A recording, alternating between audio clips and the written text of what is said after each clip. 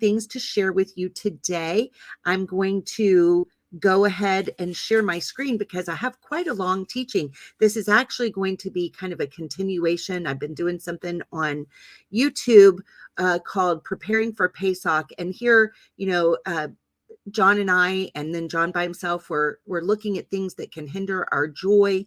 And so today I'm going to go ahead and continue that theme for preparing for Pesach. Hi, Tammy. Good to see you. Glad that you came to join me today. Alrighty. So I'm going to go ahead and share my screen so that you guys can see where we're at. Alrighty. So I'm talking about idolatry today. Where is it in the scriptures and where do we see it? So I'm just going to go right into this. In Exodus 2, verse 11, we see the passage that says, "And it came to pass in those days when Moshe was grown that he went out unto his brethren and looked on their burdens, and he spied a Mitzri smiting an Ivri." So he spied an Egyptian smiting a Hebrew, one of his brethren, and he looked this way and that.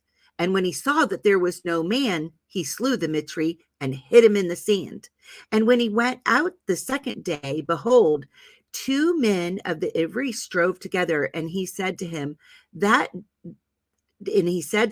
did the wrong, "Wherefore smite you your fellow?" And he said, "Who made you a prince and a judge over us? Intend you to kill me as you killed the Mitzri?"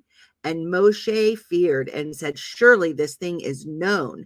Now when Pharaoh heard this thing, he sought to slay Moshe, but Moshe fled from the face of Pharaoh and dwelt in the land of Mitzrayim. Okay, so I've read this to you out of Exodus. Now I want to read this to you out of the book of Jasher, because this is where I'm going to end up going with the teaching. To me, I love this because I'm reading out of my Sefer, and it's Jasher chapter 71. For me, Jasher, one, Dr. Pigeon does a great job on his YouTube channel. It's just called Sefer. He's done a lot of videos on the canonization process. He also has lots of blogs written about this in Sefer.net. So if you're wondering, is it scripture? Is it not? You go read the research and weigh it out. But I certainly appreciate the book of Jasher. Okay, so I'm going to read this to you. And when Moshe was 18 years old, so we get a time frame, we get his age, right? When he was 18 years old, he desired to see his father and mother, and he went to them in Goshen.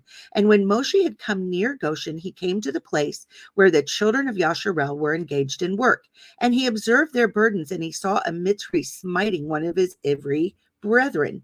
And when the man who was beaten saw Moshe, he ran to him for help. For the man Moshe was greatly respected in the house of Pharaoh. And he said to him, "My Lord, attend to me. This Mitzri came to my house in the night, bound me, and came to my woman in my presence, and now he seeks to take my life away." Wow, what a story, right? He's saying this Hebrew man flees to Moshe and says, "Do you understand what's happening to us? This taskmaster that's been put over us." It reminds me of some very draconian police measures being taken today, right? This taskmaster took advantage, came to my house at night. He had obviously spied out my wife, and he bound me up, and he raped my wife right in front of me. This was the condition. This was the condition that they were living through. This was the measure of abuse that they were sustaining. All right. And now he seeks to take my life away. It wasn't enough that he came into my house, bound me up, abused my woman in front of me, but now he's seeking to kill me, probably to hide the evidence of his crime or to take my wife, for himself, to where there's no opposition, right? And when Moshe heard this wicked thing, his anger was kindled against the Mitzri, and he turned this way and the other. So we see that again. That's the same thing we saw in Exodus, right? And when he saw there was no man there, so he's thinking this thing will be hidden. There's no man there. He smote the Mitzri and hid him in the sand and delivered the Ivri from the hand of them that smote him. So he killed him, right? And the Ivri went to his house, and Moshe returned to his home and went forth and came back to the king's house. And when the man had returned home, he thought of repudiating his woman, for it was not right in the house of Yaakov for any man to come to his woman after she'd been defiled. So this poor woman not only now has suffered, the rape of this Egyptian in front of her husband, but now her husband wants to throw her out in the street because she's defiled, right? What a situation. Okay. So the woman, I'm in verse 6, and the woman went and told her brothers, and the woman's brother sought to slay him, and he fled to his house and escaped. And on the second day, Moshe went forth to his brethren and saw, and behold, two men were quarreling. And he said to the wicked one, why do you smite your neighbor? And he answered him and said to him, who has set you for a prince and judge over us? Do you think to slay me as you did the Mitzri? And Moshe was afraid, and he said, surely this thing is known. And Pharaoh heard of this affair, and he ordered Moshe to be slain, right? I mean, he's thinking, gosh, I thought this thing was hidden, and now apparently everybody knows that I did this, right? And Pharaoh heard of this affair, and he ordered Moshe to be slain. So Elohim sent his angel, and he appeared unto Pharaoh in the likeness of a captain of the guard. So we see this angel taking on the appearance of one of Pharaoh's captains of the guard, right? And the angel of Yahuah took the sword from the hand of the captain of the guard, and he took his head off with it, for the likeness of the captain of the guard was turned into the likeness of Moshe. And the angel of Yahuah took hold to the right hand of Moshe and brought him forth from Mitzrayim and placed him from without the borders of Mitzrayim, a distance of 40 days' journey. I mean, literally, this angel just translated Moshe out of the danger zone. And Haran, his brother, alone remained in the land of Mitzrayim, and he prophesied to the children of Yasharel, saying, thus says Yahuah Elohim of your ancestors, throw away each man the abomination of his eyes, and do not defile yourselves with the idols of Mitzrayim. And the children of Yasharel rebelled and would not hearken to Haran at that time. And Yahuah thought to destroy them, were it not that Yahuah remembered the covenant that he had made with Abraham, Yitzhak, and Yaakov. In those days, the hand of Pharaoh continued to be severe against the children of Yasharel, and he crushed and oppressed them until the time when Elohim sent forth his word and took notice of them. So today, what we're going to be looking at in this story is I want to dig into this part where Aaron, his brother, remained in the land of Mitzrayim, and he began to prophesy to the children of Yasharel. Thus says Yahuah Elohim of your ancestors, throw away each man the abominations of his eyes, and do not defile yourself with the idols of Mitzrayim. So that's exactly what we're going to be looking at now. Okay, so let me advance here. I've got some cool stuff built up. So, Psalm 10, let me add this. Psalm 10 is a great psalm when we're being oppressed. I will see if I can kind of read through. I'm going to be watching my time because I have a big teaching for you guys. I'm hoping I can get it done in my time frame. All right. Psalm 10. Why stand you afar off, O Yahuah? Why hide yourself in times of trouble? The wicked in his pride persecutes the poor. Let them be taken in the devices which they have imagined. So as we begin to experience this persecution coming at us from the world, the reason I wanted to read this and show you guys this, when I don't know what to pray because things are so overwhelming that it's almost hard for my mind to grasp what's happening, this is something that I can pray in faith and in power. And I know that my prayer is correct because it is in the scriptures, right? Okay. For the wicked boast of his heart's desire. Let me see, get that right. All right. For the wicked boast of his heart's desire and blesses the covetous, whom Yahuah abhors. The wicked, through the pride of his countenance, will not seek after Elohim. Elohim is not at all in his thoughts. His ways are always grievous. Your judgments are far above and out of his sight.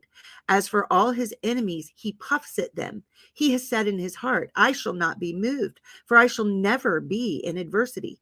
His mouth is full of cursing and deceit and fraud. Under his tongue is mischief and vanity. He sits in the lurking places of the villages. In the secret places, he murders the innocent. His eyes are privily set against the poor.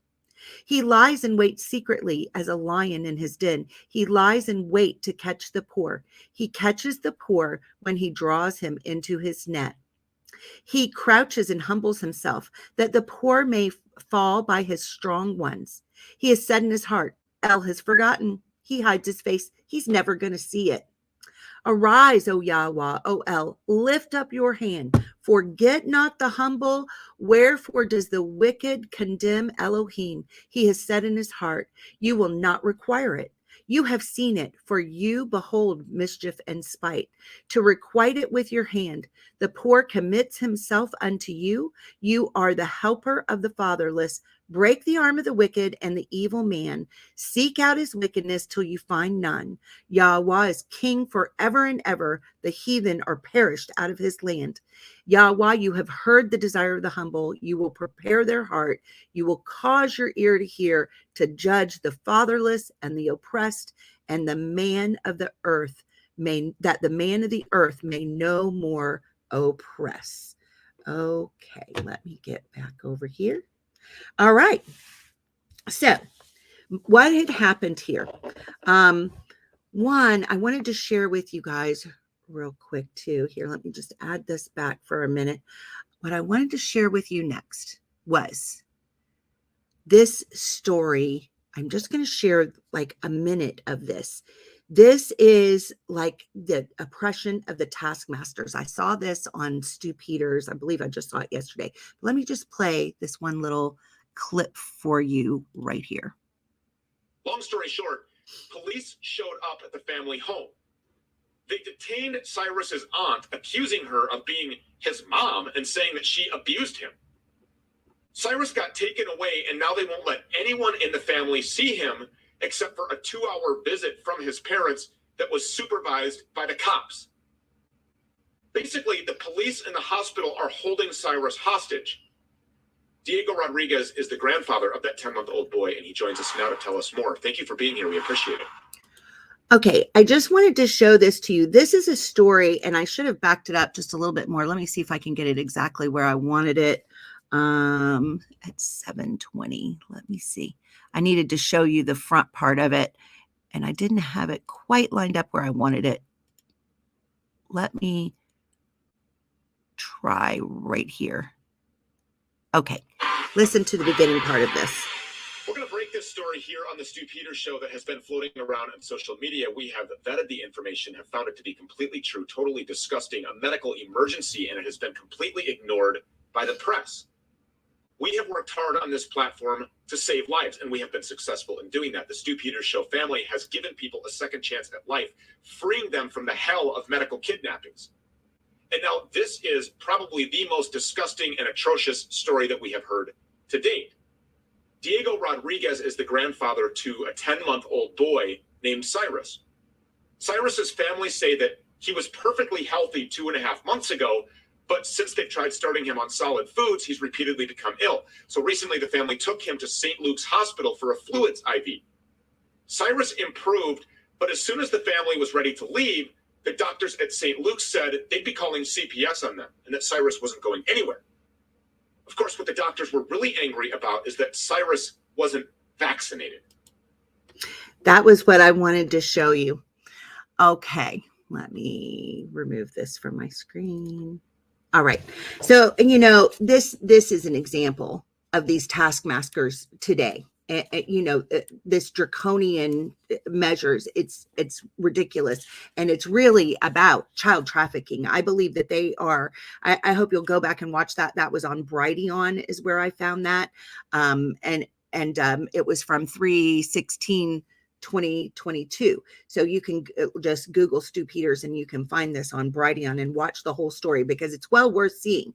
It's just unbelievable what they're doing. And this is probably a child trafficking ring is what's going on there.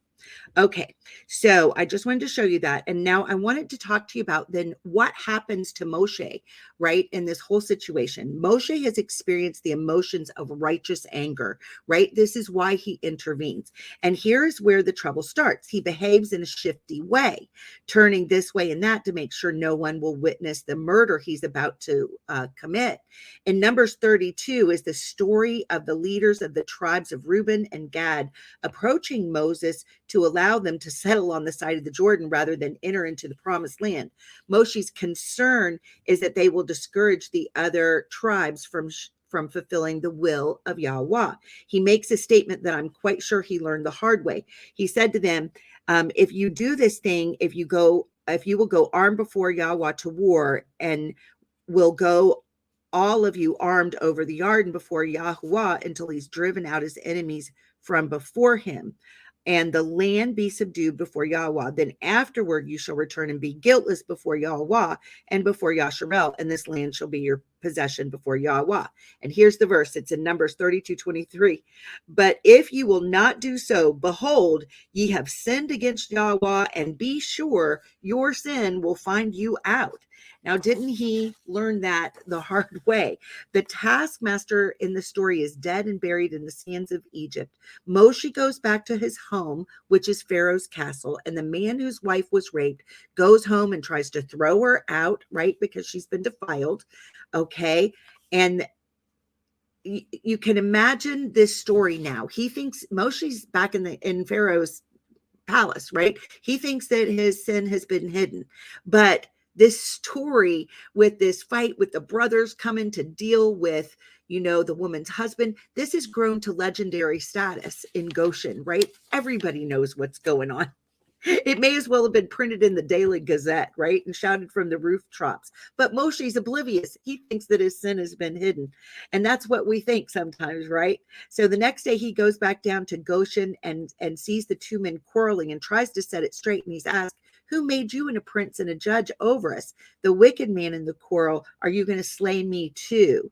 Moshe realizes his sin has become public knowledge, and he knows a ruach of terror. There is a real spirit of terror that when you have done something that was not in the will of Yah, and there's this terrorizing thing that will come and just absolutely drive you crazy and try to terrorize you on what are the possible implications that you're going to have to endure. Okay, so then he's supernaturally whisked away, and then the scene changes because Aaron has remained in Mitzrayim. All right, so let's get into the abomination of, let me get this in the right place.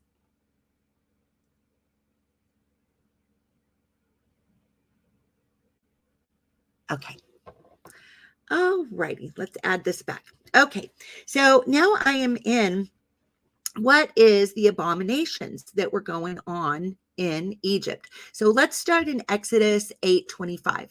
And Pharaoh called for Moshe and for Aaron and said, go ye, sacrifice to your Elohim in the land. See, he's not saying sacrificed outside of the land, which is what they were saying. Let us take our families, our herds, everything, and go 3 days to sacrifice to Elohim. And so Pharaoh says, no, I'm not going to let you do that, but you can do it right here. Right. And Moshe said, it is not meet for us to do so, for we shall sacrifice the abomination of the Mitzrayim to Yahuah Eloheinu. Lo, shall we sacrifice the abomination of the Mitzrayim before their eyes, and will they not stone us? Because they worshiped these animals. They worshiped the bull, right? And he's saying, don't you, we won't be a problem for you anymore if we do this, because the people of Mitzrayim would rise up in mass and kill us, right? Pharaoh was setting them up. We will go 3 days journey into the wilderness and sacrifice to Yahuah Eloheinu, okay, as he commanded us. So I wanted to look at this word picture. The word is for abomination is to'iba. See it? We've got here it is in the modern script. To So you've got the tav, the vav, the ayin, the bet, and the hey, right? This is also what we have in the paleo word picture. And let me see if I can just put that back up. I'll put back up my little banner. If you are interested, oops, wrong one. If you are interested in learning more about Paleo Hebrew, you can sign up right here where the banner is showing you at sephiracademy.net. So the word picture right here, I teach this class on Mondays. It's a great class because even if you can't take it live, every class is recorded. All of the information is printable and loaded onto the website, so you can enjoy the class at your convenience if you can't make the live presentation. If you do make the live presentation, there is the ability to raise your hand, ask questions, and participate in the class as it's going on. All right, back to the teaching. The word picture that I see in this, for this word, to'iba, we have the tav. It looks like a cross. You've got the vav that kind of looks like the nail. It's a representative of a nail, like the nailed man, right? Here's the ayin, which is the all-seeing eye in Egypt. Here is the bet, which is the house. And here is the hay, which is like behold or look through the window of the tent, what you can see in or out of the window of the tent, right? So what I see in the word picture, and of course this is just my interpretation, is there's a covenant that is connected to Egypt, and it is the home that you are beholding. So the word for abomination is being part of the covenant that's connected to Egypt in your home. And this is all that you know how to behold and see out of your tent, out of your vision, out of your window, right? The abomination, it's a disgusting thing, abominable. This is out of the Brown Driver Driggs. In a ritual sense, unclean food. Okay, it's mixed, it's idols, it's mixed marriages, it's being unclean, it's wickedness. Okay, so let's look and see, where did this further itself, and how do we see it in the culture today? So in 1 Kings 11:1, Solomon has turned from the Lord. It says, but King Shalomo loved many strange women together with the daughter of Pharaoh, women of the Moabim, and let's count here. Moabim, 1, Ammonim, 2, Edomim, 3, Ziddonim, 4, and the Hittim, 5. We've got 5 people groups, right, that have been established in here. This is important. Of the nations concerning which Yahuah said unto the children of Yasharel, ye shall not go into them, neither shall they come in unto you, for surely they will turn away your heart after their Elohim. Each of these 5 groups had a god that they worshiped. All right. Shalomo clave unto these in love. And he had 700 women, princesses, and 300 concubines, and his women turned away his heart. For it came to pass when Shalomo was old that his women turned away his heart after other Elohim, and his heart was not perfect with Yahuah Elohehu, as was the heart of David his father. For Shalomo went after Ashtoreth, the Elohai of the Ziddonim, and after Malcham, the abomination of the Ammonim. And Shalomo did evil in the sight of Yahuah, and went not fully after Yahuah, as did David his father. All right. Then did Shalomo build a high place for Chemosh, the abomination of Moab, in the hill that is before Jerusalem, and for Molech, the abomination of the children of Ammon. And likewise did he for all his strange women, which burnt incense and sacrificed unto their Elohim. So we watched that 4 of these gods were identified in this passage, right? Now here's something interesting. Let's go to the book of John, chapter 4. Yahusha meets the woman at the well, right? The Samaritan woman at the well. There came this, John 4:7, there came a woman of Shomaron to draw water. Yahusha said unto her, give me to drink. Later down in the passage, we go down to verse 16. Yahusha said unto her, go, call your man and come hither. The woman answered and said, I have no man. Yahusha said unto her, you have well said, I have no man. For you have had 5 men, and he whom you now have is not your man. And that said, you truly, he said, you were speaking something true. The woman said unto him, Sir, I perceive that you are a prophet, right? So what is really happening here in this parable? Yahusha is identifying the apostasy of Israel, of the northern tribes, because this is who he's talking to, the Samaritan woman, right? And they're having this whole conversation about my ancestors, they dug this well, right? And what's the proper way to worship? And she was so disheartened. And he gives her the promise, don't worry, you're going to be able soon, everyone who really worships in truth and emet will worship in spirit and truth, right? And so this is what he is sharing with her. So let's take a look here at what we're dealing with now. All right, so we had something identified here. We had Ashtoreth.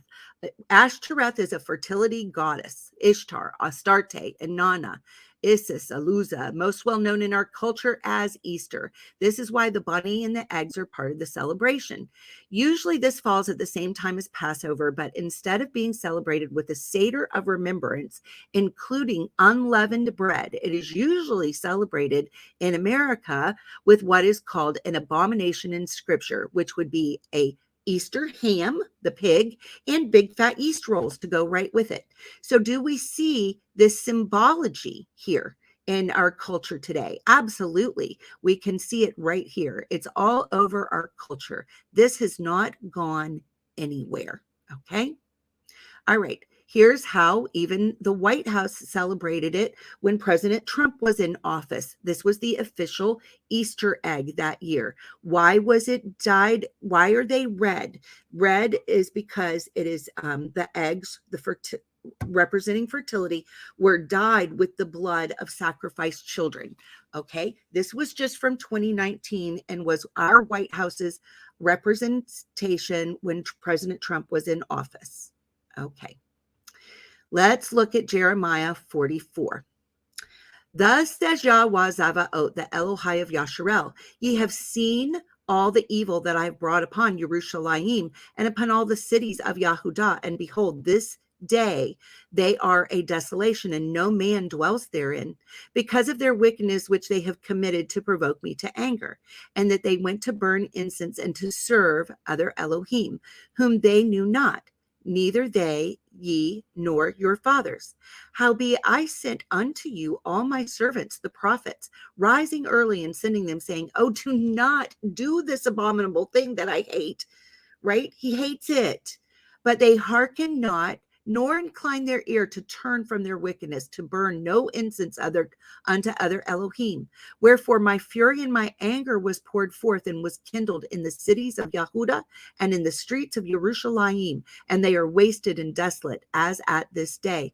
Therefore now thus says Yahuah, the Elohai Zavaot, the Elohai of Yasharel, wherefore commit ye this great evil against your souls, to cut off from you man and woman, child and suckling out of Yehudah, to leave you none to remain, in that you provoke me unto the wrath with the works of your hands, burning incense unto other Elohim in the land of Mitzrayim.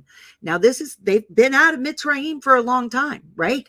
This is the prophet speaking, and they've come out of Egypt a long time ago, but Egypt had not come out of them. All right. Whither you be gone to dwell, that you might cut yourselves off, and that you might be a curse and a reproach among all the nations of the earth.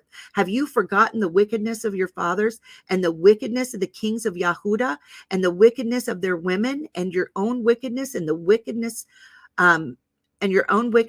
which they have committed in the land of Yahudah and in the streets of Yerushalayim? They are not humbled even unto this day, neither have they feared, nor walked in my Torah, nor in my statutes that I set before you and before your fathers. Therefore, thus says Yahuah Zavaot, the Elohai of Yasharel, behold, I'm going to set my face against you for evil, and to cut off all Yahudah. And I will take the remnant of Yehudah that have set their faces to go into the land of Mitzrayim to sojourn there, and they shall be consumed and fall in the land of Mitzrayim. They shall even be consumed by the sword, war, and by famine, like food shortages, like broken supply chains, they shall die from the least of them into the greatest by the sword and by famine. He tells us again, and they shall be an execration and an astonishment and an curse and a reproach. For I will punish them that dwell in the land of Mitzrayim, as I have punished Jerusalem, by the sword, by the famine, and by the pestilence. He tells us again, right? So that none of the remnant of Yahudah, which are gone into the land of Mitzrayim to sojourn there, shall escape or remain, that they should return into the land of Yahudah, to the land which they have a desire to return, to dwell there. For none shall return, but such as shall escape. All right, some are going to escape. Then all the men which knew that their women had burned incense unto other Elohim, and all the women that stood by, a great multitude, even all the people that dwelt in the land of Mitzrayim and Pathroth, answered Jeremiah, saying, as for the word that you have spoken unto us in the name of Yahuah, we will not hearken unto you. We're not listening to this, Jeremiah. But we will certainly do whatsoever thing goes forth out of our own mouth, to burn incense unto the Queen of Heaven, and to pour out drink offerings unto her, as we have done, we and our fathers, our kings and our princes, in the cities of Yahudah and in the streets of Jerusalem. For then we had plenty of victuals and were well and saw no evil. They're saying these abominable idols that we worship take better care of us than Yahuah. That's what they're saying, right? But since we left off to burn incense to the Queen of Heaven and to pour out drink offerings unto her, we have wanted all things and have been consumed by the sword and by famine.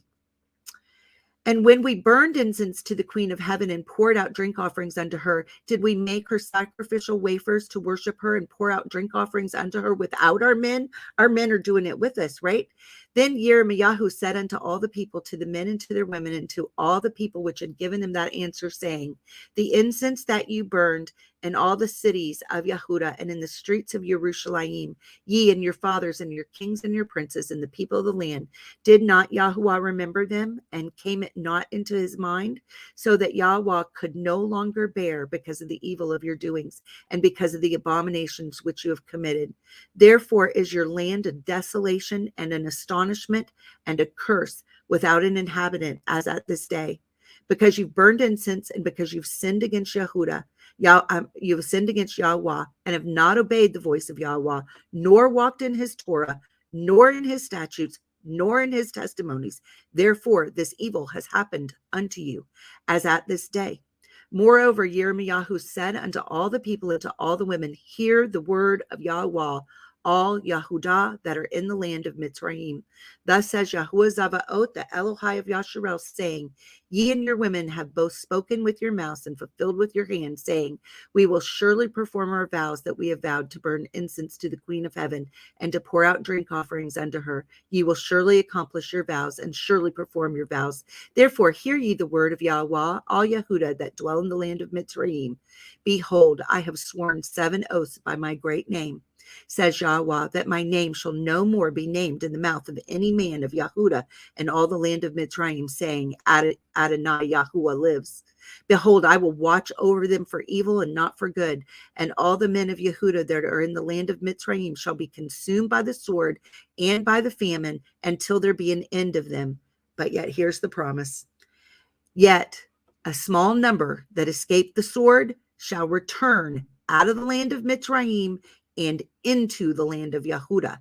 And all the remnant of Yahudah that are gone into the land of Mitzrayim to sojourn there shall know whose words shall stand, mine or theirs. All right, let's move on to the next god that we see. Malcolm was another one that was named, right?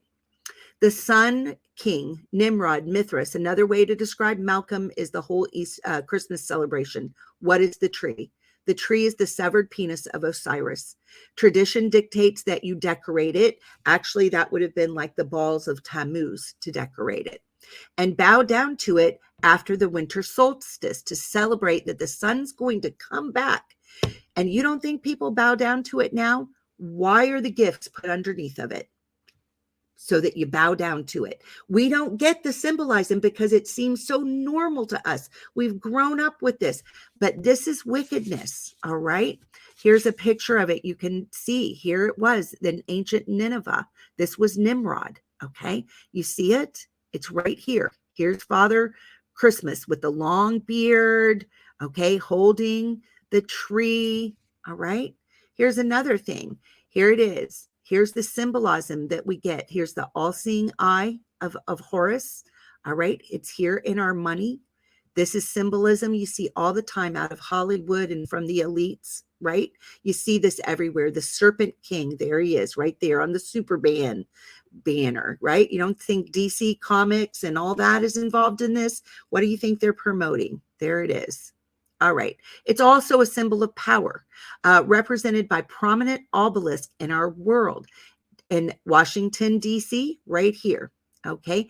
In London, right here. So we've got military power. We've got financial power. And then in the Vatican, right here in Rome, religious power.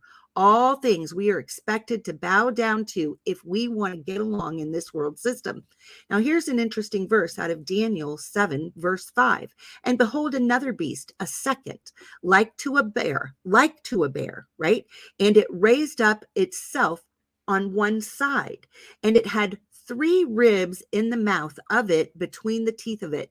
And they said thus unto it, arise, devour much flesh. This is an end time beast coming to wage warfare against all of humanity. So what I found when I looked at the Hebrew was that this beast resembles the bear, and the word for 3 in Hebrew looks like it could be indicating 1/3 of the ribs. Not that it's going to crush all 3, but 1/3 of it was in his mouth. Now, I think this is interesting and may have, did you guys hear Kamala Harris get on and discuss who, what was going on as she gave her big explanation of what was happening between Russia and Ukraine? Russia is a big country. Ukraine is a little country next to Russia on Russia's border, right? I mean, it was ridiculous, right? But it reminded me of a beast, and maybe a beast next to it, that had 1/3 of the ribs that would represent worldwide domination right now. And so with that in mind, I want to show you this one little clip right here. I'm just going to play a bit of it. Here is the president of Ukraine for your viewing pleasure.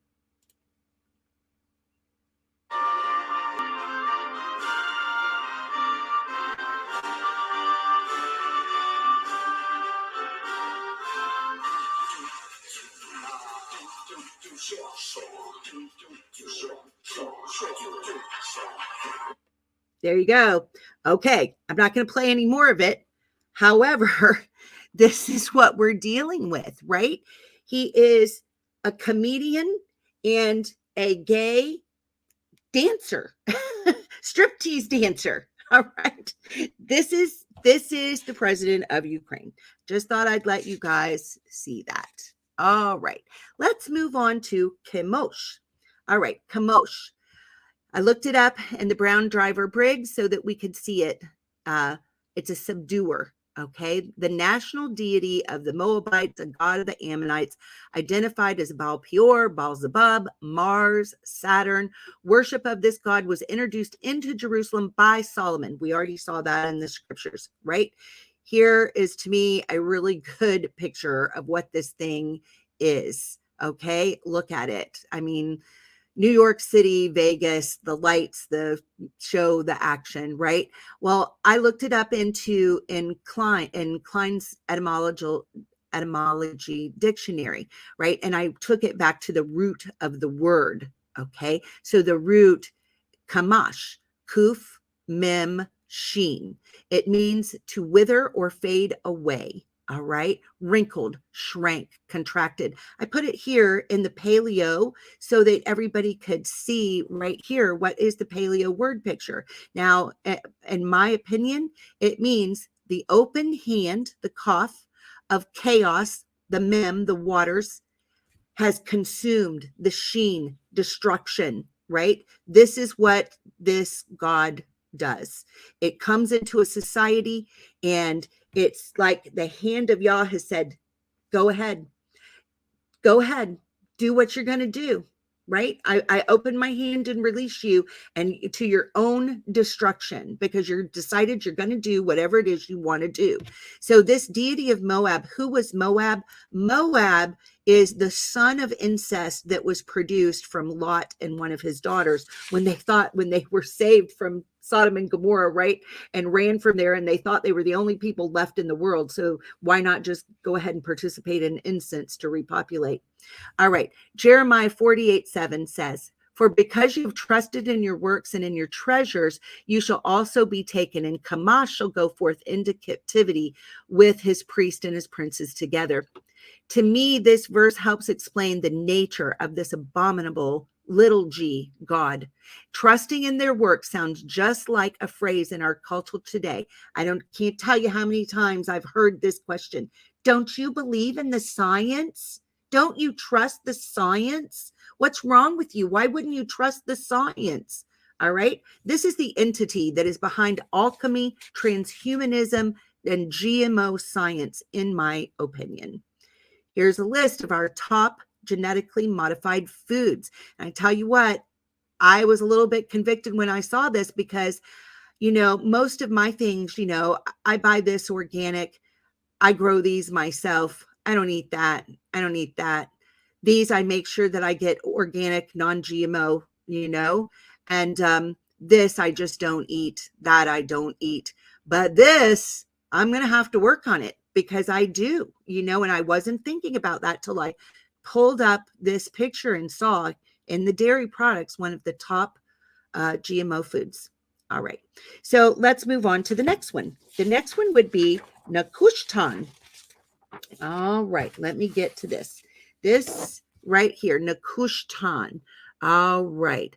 This is a thing of brass, name by which the brazen serpent made by Moshe in the wilderness was worshipped in the time of King Hezekiah of Judah before he destroyed it. This is what we get from the Brown Driver Briggs. Let's take it down to the primitive root, Nakash. All right. We've got the noon, the het, and the shin.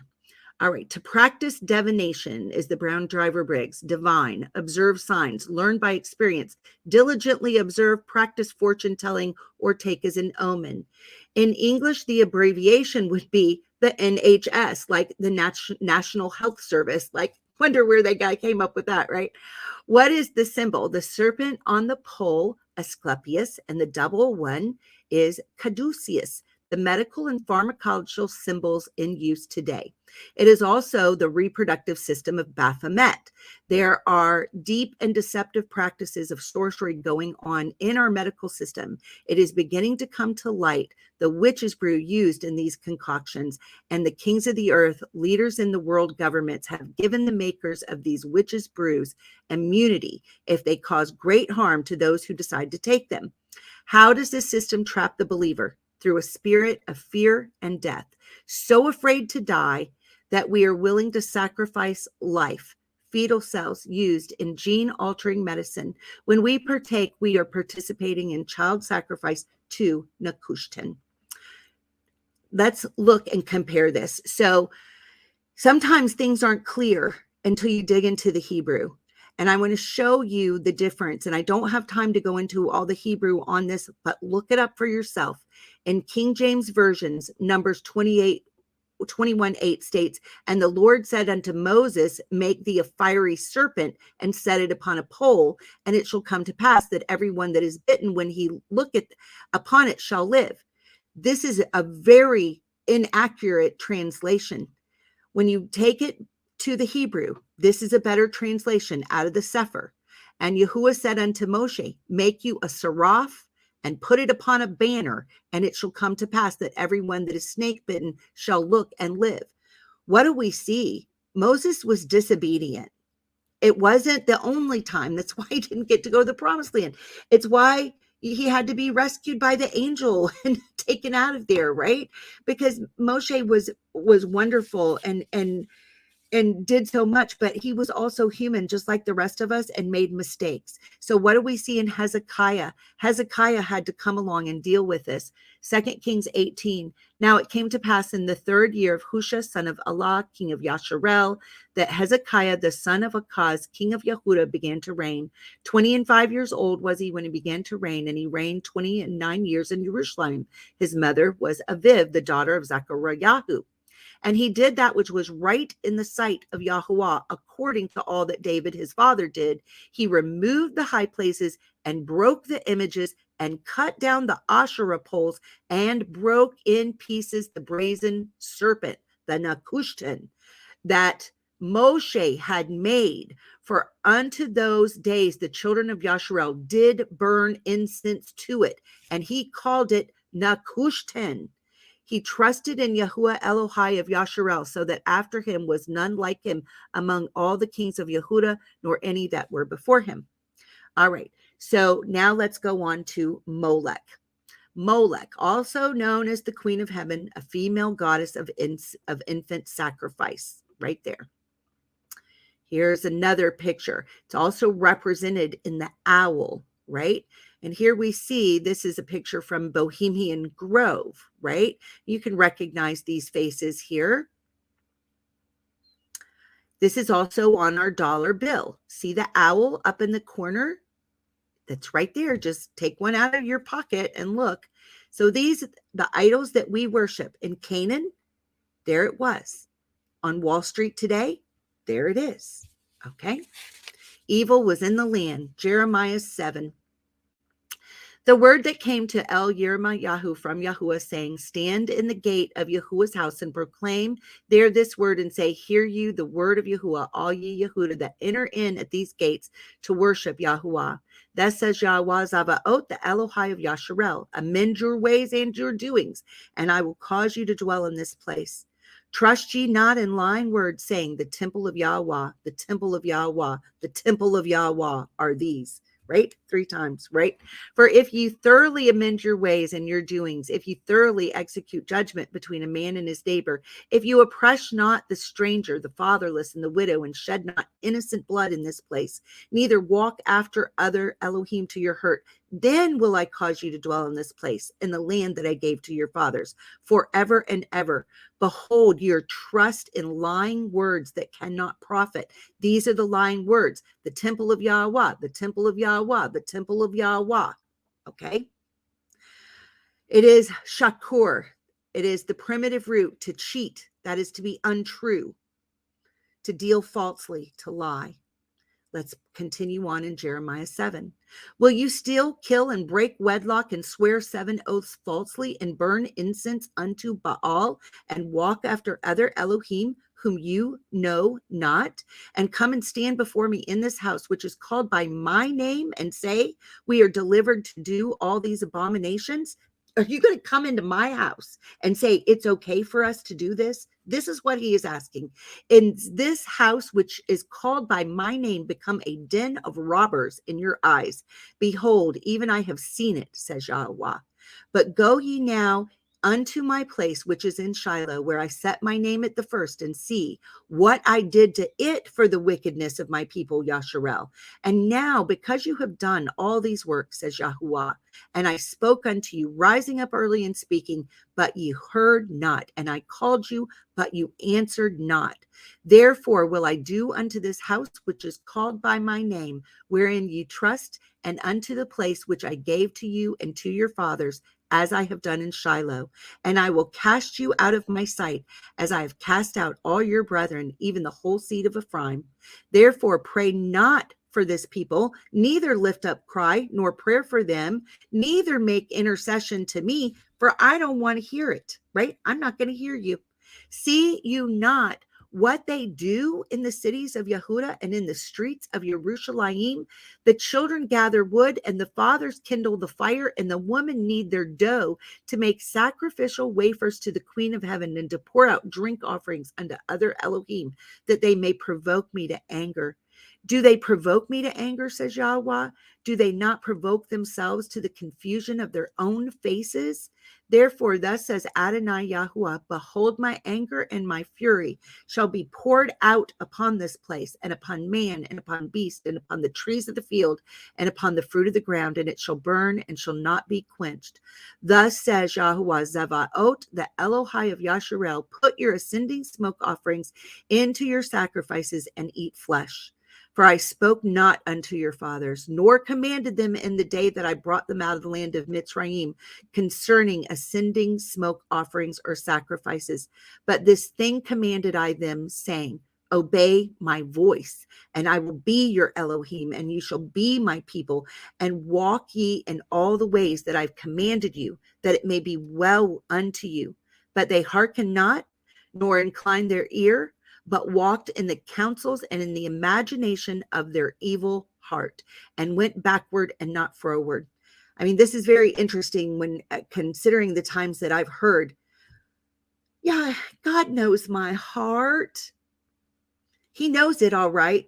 He knows that we have wicked hearts, drawn to do whatever we want to do and make excuses for it. He knows that about us, right? Since the day that your fathers came forth out of the land of Mitzrayim unto this day, I have even sent unto you all my servants the prophets, daily rising up early and sending them. Yet they hearken not unto me, nor incline their ear, but harden their neck, and they did worse than their fathers. Therefore you shall speak all these words unto him, but they will not hearken to you. And you shall also call unto them, but they will not answer you. But you shall say unto them, this is a nation that obeys not the voice of Yahuah Elohim, nor receives correction. Truth is perished and is cut off from their mouth. Cut off your hair, O Yerushalayim, and cast it away, and take up a lamentation on high places. For Yahuah has rejected and forsaken the generation of his wrath. For the children of Yahuah have done evil in my sight, says Yahuah. They have set their abominations in the house which is called by my name, to pollute it. And they have built the high places of Tophet, which is in the valley of the son of Hinnom, to burn their sons and their daughters in the fire, which I commanded them not, neither came it into my heart. Therefore, behold, the days come, says Yahuah, that it shall no more be called Tophet, nor the valley of the son of Hinnom, but the valley of slaughter. For they shall bury in Tophet till there be no place, and the carcasses of their people shall be meat for the fowls of the heavens and for the beasts of the earth, and none shall fray them away. Then will I cause to cease from the cities of Yehudah and the streets of Jerusalem the voice of mirth and the voice of gladness, the voice of the bridegroom and the voice of the bride, for the land shall be desolate. So let's look at Tophet right here. Brown Driver Briggs. It is a place of fire. This is exactly this Baphomet. All right. I'm sorry, Molech. So are we guilty of this today? Maryland right now either has passed or is trying to pass a bill that it is legal to now kill a baby up to 28 days after they have been born. So you've had this baby, you've had it at home with you, taking care of it for the first 27 days of its life. And on day 27, now the state of Maryland thinks that it's okay if on the 28th day you decide, you know what, I really don't want this child. It's okay to murder it. Are you kidding me? Are you kidding me? I mean, it's unbelievable to me, right? So it's murder. There have been 5 spirits of idolatry specifically named in what I've just brought forth for you, right? All with the purpose of corrupting the heart, the mind, the speech, the womb, all with the purpose of defiling what is to be our temple set apart unto Yahuah. Okay, this is what was being communicated to the woman at the well who had 5 husbands. She was a picture of the people of Yasharel, all 12 tribes. Both houses are guilty of participating in these abominations. Here's what we are to be doing. John 2, verses 20 through 22. Then said Yahudah, 46 years was this temple in building, and will you rear it up in 3 days? But he spoke of the temple of his body. We're not to be waiting on a third temple to be built. We are the temple, right? It is the body.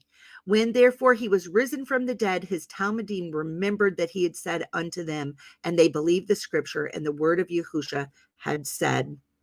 All right. It's again here in 1 Corinthians 3. And I can't read the whole thing, but you look it up. But I'm going to read you this part, 16 through 20. Know ye not that you are the temple of Elohim, and that the Ruach Elohim dwells in you? If any man defile the temple of Elohim, him shall Elohim destroy.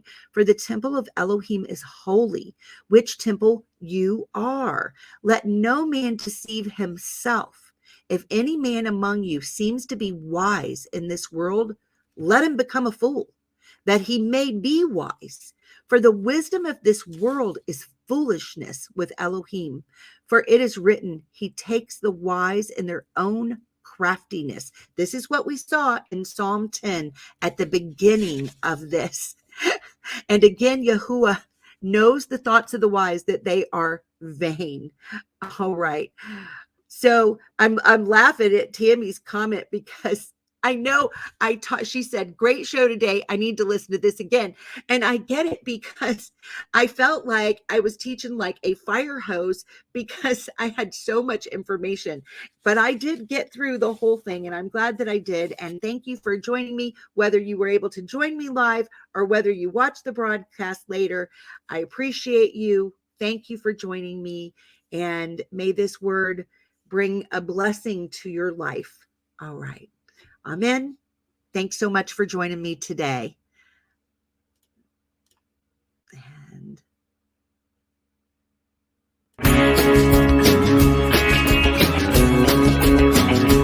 we are richly blessed to bring you what we believe is the fullest, most diverse, yet up-to-date progressive teachings, discussion, and prayer programming you can find anywhere on this planet. Be sure to take the tour of the MessianicLambRadio.com website. I'm Susan Hugi, thanking you for joining us on the Messianic Lamb Video Network.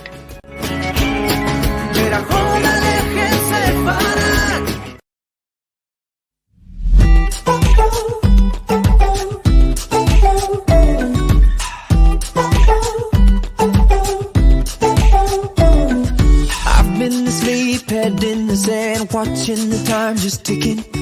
Clock runs around, days in and out, can't really call it living. Somewhere I let light go dark, but here's where my new story starts.